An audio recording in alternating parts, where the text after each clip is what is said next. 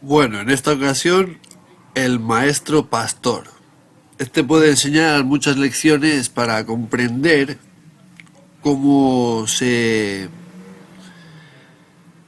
mantiene este sistema, estos sistemas, ¿no? Ahí lo dejo. Es el pastor francés. Bonjour à tous. Alors aujourd'hui nous sommes le week-end pascal 2020. Vous voyez, c'est le printemps, là il y a des cerisiers qui sont en fleurs, les pissenlits, c'est super beau, il y a du jaune. Le jaune c'est super. Hein. Alors je me présente d'abord, je suis berger. Je possède des milliers et des milliers de moutons qui m'obéissent au doigt et à l'œil, et aussi à la baguette. Mon rôle de bon pasteur est de les protéger avec amour, donc je les nourris bien, j'en prends soin.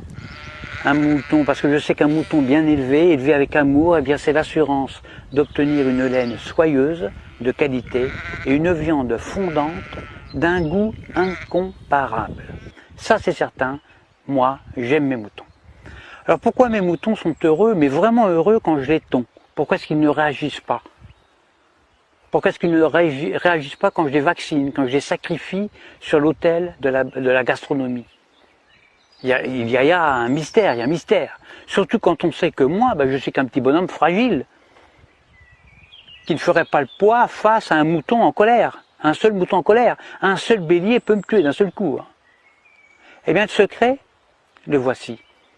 Pour qu'un troupeau de milliers de moutons soit docile, soumis, obéissant, eh bien, il suffit de jouer soit sur la peur, soit sur leurs besoins de sécurité.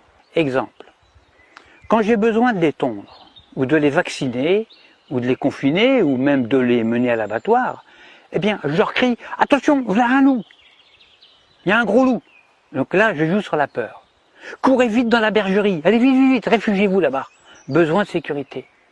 Et là, dans une psychose collective, où ils se piétinent les uns les autres, ils se carapatent tous dans la bergerie, sans même réfléchir. Parce qu'ils sont heureux de se retrouver en sécurité, confinés dans la bergerie, loin des dents du loup. La peur court-circuite la réflexion. Elle fait exploser leurs neurones. Alors déjà qu'un mouton, il n'y en a pas beaucoup. Hein. Alors pendant que leur attention est dirigée vers le loup, eh bien moi, tranquillement, je les tonds, je les vaccine, je leur tatoue le gigot, je puce les rebelles, je castre les chefs, bien sûr, hein, en leur injectant des médicaments, etc., etc. Et quand j'ai fini mon travail, eh bien, je les relâche tout doucement par petits groupes. Alors c'est vrai qu'ils se sont fait tondre, ça ils s'en rendent compte, ils le voient, hein, mais ils sont heureux d'avoir échappé au gros loup. Ils sont tondus, mais encore vivants, donc contents, heureux. Je les fais alors bêler tous en chœur à la tombée de la nuit et je leur demande de m'applaudir à 20 h au moment du journal télévisé qui leur raconte qu'ils ont échappé vraiment à un grand danger. Alors bien sûr, sur le nombre, il y a toujours quelques rebelles, des moutons noirs, hein, qui sont des moutons plus intelligents que les autres, qui comprennent, ils ont pigé mon stratagème. Alors ils essayent, ils tentent désespérément d'expliquer à leurs frères moutons, à leurs congénères, que si le loup en croque 2 ou 3 seulement, le berger, lui, est beaucoup plus dangereux, puisqu'ils finiront tous sur une table en méchoui, ou sur la table pascale. Alors il faut les gérer, ces moutons noirs, qui ne veulent pas rentrer dans la bergerie. Parce que ce sont des rebelles, ce sont des esprits libres. Alors à ceux-là, soit je leur montre mon bâton, soit je les fais mordre par mon chien. Or le mieux, c'est d'égorger un seul mouton noir devant les autres. Alors ça c'est super efficace, ça. Pour un seul de sacrifié, j'en terrorise des milliers qui deviennent, mais alors, doux, comme des agneaux.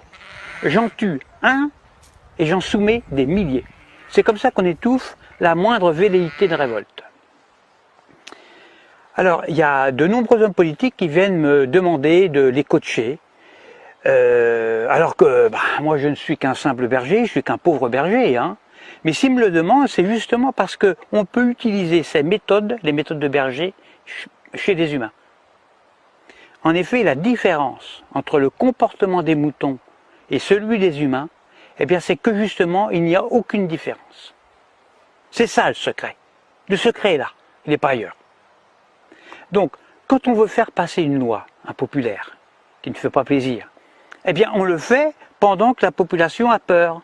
Par exemple, on parle de crise climatique, de crise de la dette, de crise financière, de tempête, de canicule, de terrorisme, de crise sanitaire, etc., etc. À cause du coronavirus, là on joue avec la peur, eh bien on a réussi à confiner non pas des milliers de moutons, mais des milliards d'humains sur toute la planète, sur toute la Terre. Des humains, confinés comme des animaux. Des humains déshumanisés. Et le pire, le plus révoltant, le plus dramatique, c'est que les chefs rebelles ferment leur gueule. Les grands chefs, ils acceptent aussi leur confinement. Alors la seule solution pour s'évader de ce piège machiavélique serait un réveil collectif. Alors moi personnellement, je ne perds plus mon temps à essayer d'éclairer les blaireaux. Ça sert à rien, ça ne sert strictement à rien. Parce que quand j'explique la stratégie dont sont victimes les moutons, soit le mouton est déjà éveillé, alors dans ce cas-là, toutes mes explications sont vraiment inutiles, ou alors je tombe sur un mouton con. Et si c'est un mouton con, il ne comprendra rien à ce que je lui raconte. Parce que justement, c'est un mouton con. Alors il faut faire attention parce que le mouton con, lui, il n'est pas fautif. Il est con, c'est tout, c'est pas sa faute.